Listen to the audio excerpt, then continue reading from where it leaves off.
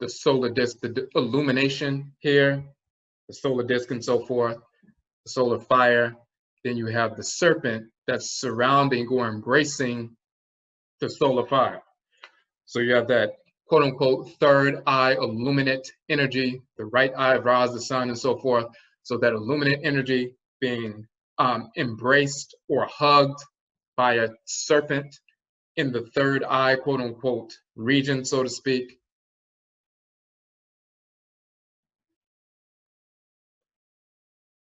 And then you have the hepat. Hold on 1 second.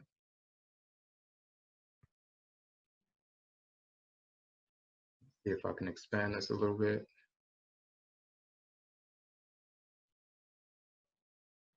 Okay.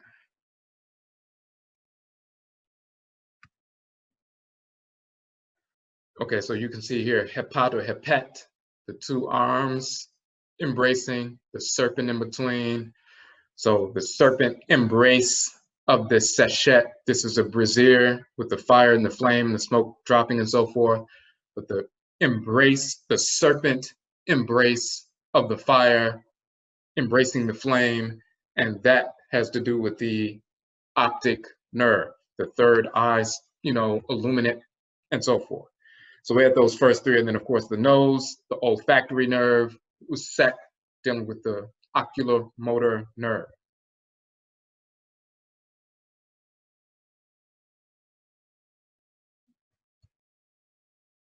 Hold on 1 second, let me make sure you're good. Okay, so we said the embrace here, hepet of the serpent embrace of the fire. We just showed that. That has to do with the optic nerve, seeing that illumination, divine insight, and so forth. We dealt with fantiu, the olfactory nerve, he of the nose, the sense of smell, and so forth. Usek, dealing with the, I'm sorry, this is the optic nerve, this is the ocular motor nerve. So we talked about that ocular motor nerve having to do with the constriction of the pupils and so forth.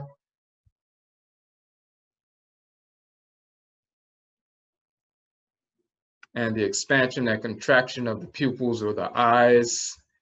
We show in ancient Khanate and Kemet, the circle with the dot in the middle is the circle for Ra, you know, the symbol for Ra and Ra'et, the divine force of creation, the divine living fire, and so forth. But of course, we have these, you know, the rainbow around the sun, the rainbow around the moon, the right eye is the sun, the left eye is the moon, and so forth. But the expansion and contraction of these two are the expansion and contraction of Uset, the ocular motor nerve that has to do with the expansion and contraction of the pupils and so forth for that vision. And this is why we talked about that.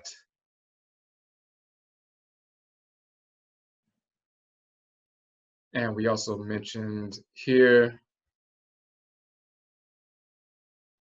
that rainbow around the neck, the sun, the king is the sun, Ohiniye Oria, the king is the sun, Ohemaye Osun, the queen mother is the moon, so it's the rainbow collar around the sun, the rainbow collar around the moon. Those are the two pupils and so forth. And they have the titles, Usek Her, title of Ra, Usek Het, title of Ra'et, having to do with them as those divinities. And that was important because Usek, coming forth from Anu, the first divinity of the 42 is Usek. And that has to do with the ocular motor nerve that expands and contracts the pupils. So we had to go through all that just to show who's who. Now we're going to get to the fourth one. So the next one says, Kahaibit per kernet, not have I slain men twice. So, and it's repeated meaning. So Kahaibit is eater or consumer of shades or the aura. So the Kahaibit is the aura, the aura around the spirit body. So somebody's clairvoyant, they can see the aura around somebody. The aura is similar to the for example, the corona or the glowing energy around the sun, we have a corona as well. We have an aura as well. If you have a powerful energy, your aura is strong and vibrant. If you're sick and kind of weak and so forth, your aura becomes dim and kind of murky and kind of porous, where other people's energy or entities' energy can penetrate that aura and affect you and so forth. But if you have a strong, vibrant, powerful aura, then it can repel negative projections from other entities and so forth. So kahibit, eater or consumer of auras. So some people, if they're operating out of harmony with order, like we said, the aura becomes porous, meaning the openings are, wide and so forth. Just like if you take a shower, you go outside, your pores are open, then you can succumb more easily to bacteria because you haven't allowed your pores to, close up, so to speak. So you can, your immune system can be ready to take on what you need to take on. You want to cover up, warm up, do what you need to do, and then go out. So, but if you go out with your aura open and so forth, you compromise your spiritual immunity, and then viral agents, bacterial entities can get in. Negative individuals, projections, the deceased spirits of individuals who are negative and discordant and so forth, they can try to get in and attach themselves to your aura or penetrate the aura to try to control you. No different than two magnets pushing one another across the table. They don't touch, but the magnetic field around them, we have a magnetic field and it manifests visually as the aura, but we have a magnetic field around us as well. So just like one magnet can get very close to the other without touching and push it because the magnetic fields are touching first, those fields are strong and vibrant. We have fields the same way, but if we compromise our immunity, then there are holes that open up within the magnetic field and things can get in. No different than the ozone layer on Earth being compromised, and then the ultraviolet light can get in and cause skin cancer and things like that. Ozone layer is a protective shield in that regard, and it's the same thing with regard to us. We have a protective shield as well. So, but this divinity is the kahibit, or the eater of kahibit, or eater of shades or auras, meaning the auras of individuals who are disordered, out of alignment with order deliberately, their auras get consumed. So you go before this divinity, just like you have T cells and natural killer cells and so forth that will, attack viral agents and kill them and so forth. We have spiritual forces in creation that operate in that same fashion. They move throughout the great divine body, attacking the viral agents, disordered entities, cancerous cells within the great divine body for the preservation of the divine order. So one of them is kahibit, the eater of shades. That's just a descriptive title of the divinity's function. You don't want to come in contact with kahibit if you're out of harmony with order, because your shade will be quote unquote eaten or consumed and you'll be obliterated. So, but if you come in contact with kahibit and that divinity aligns himself with you and you align yourself with him, then you're in harmony with order. So your shade is fine, your kahibit, your aura is fine. So you align with that divinity, just like as long as you're in harmony with order, your natural killer cells, your T cells and so forth, everything's fine. They do their job, they kill the right cells, they kill the cancerous cells, and they don't cause a problem with your healthy cells. So it says, not have I slain men. And they repeat that. So if that's the eater of shades or the consumer of shades, now let's go to the body.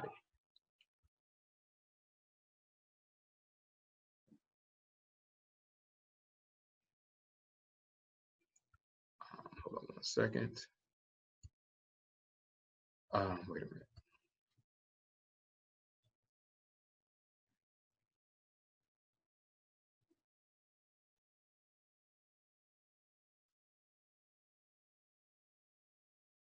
Okay. So we already talked about he of the great nose, that's the olfactory nerve, that's the sense of smell. We talked about the optic nerve, which was Usek. dealt with the rainbow and the, the pupils and so forth. We talked about the oculomotor nerve, the embrace of the serpent and so forth. I'm sorry, the oculomotor nerve was the pupils contracting. The optic nerve is the, the other piece with the embracing the serpent with the fire and so forth. So now we get to another set of nerves within the 12 cranial nerves, the trochlear nerve, trigeminal nerve, and so forth. Now we have in our document here,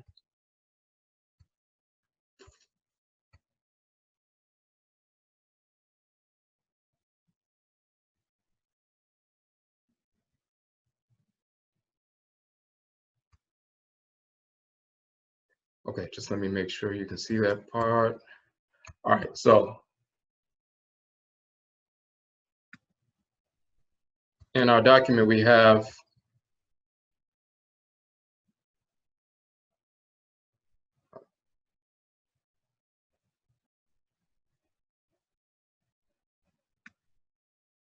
Kahibit, also called Amam Kahibitu, eater of shades and so forth, eater of auras, the divinity who's the consumer of auras and so forth. You see the head of the divinity, and this symbol here, the head of the divinity, and this symbol is the quote unquote gullet or the throat, the esophagus and so forth. So the eater, swallower of shades and so forth, but the, the one who consumes the kahibit or the auras, one of the 42 assessors of Asar and so forth. So we said that's the trigeminal nerve, and that has to do with chewing. So in the text, they're talking about the divinity who consumes. So let's look at the trigeminal nerve and see what the trigeminal nerve has to do with. So it's the largest of our cranial nerves and has both sensory and motor functions, 3 divisions. And first, switch over real quick, you get some basic information from certain sites.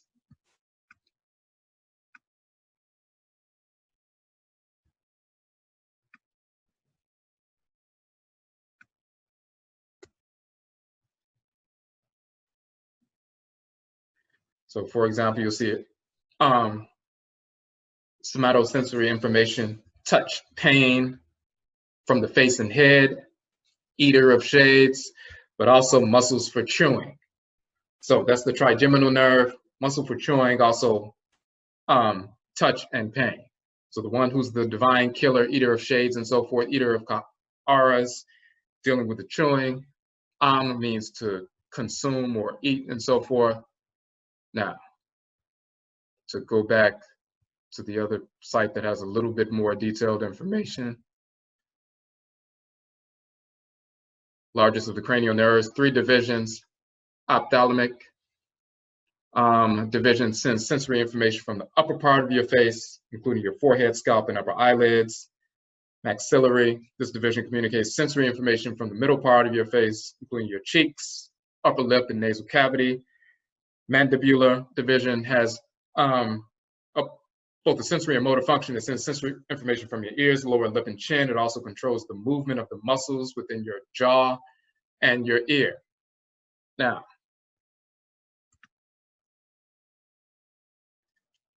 so it talks about the nerve originates from a group of nuclei, which is a collection of nerve cells in the midbrain and the medulla regions of your brainstem. Eventually, these nuclei form a separate sensory root and motor root. The sensory root of your trigeminal nerve branches into the ophthalmic, maxillary, and mandibular divisions. The motor root of your trigeminal nerve passes below the sensory root and is only distributed into the mandibular division. Talking about the mandible, talking about chewing and so forth. So when we talk about eater of shades, we're already into that next set of cranial nerves. Our text is specifically defining, what's happening not only physically, but spiritually. We know, of course, chewing, eating, eater of shades, chewing, and so forth. on the physical side, but on the spiritual side, those who will consume the auras of disordered spirits, you don't want to get out of alignment with that force in nature, or your aura can be consumed as well. So then the next divinity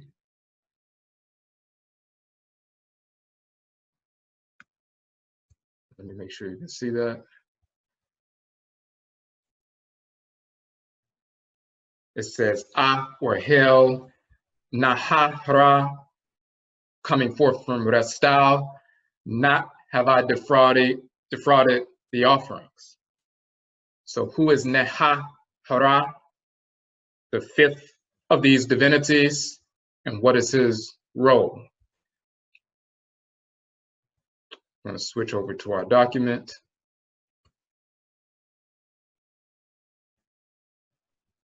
So Neha-her or Neha-hera literally means stinking face. Now it is actually a title of Set, and when you look at the Book of the Cow of Heaven, you'll see actually, no, if you look in the legend of Heru Behudet, the so-called winged sun disk and so forth, the legend of Heru Behudet, we see how Set received that name. Now, first and foremost, if it means quote unquote stinking face,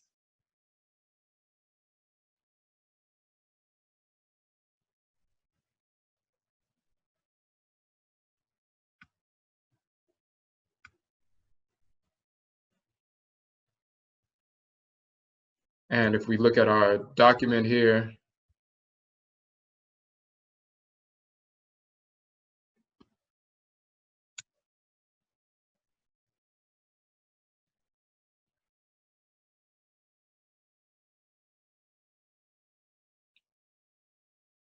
in fact, let me pull this.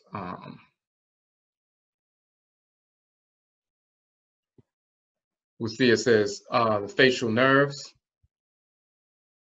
stinking face, facial nerves, they're identifying directly what's being spoken about.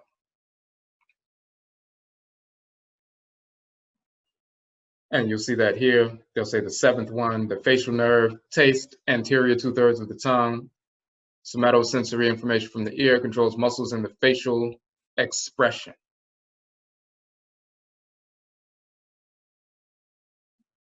And that's the seventh set.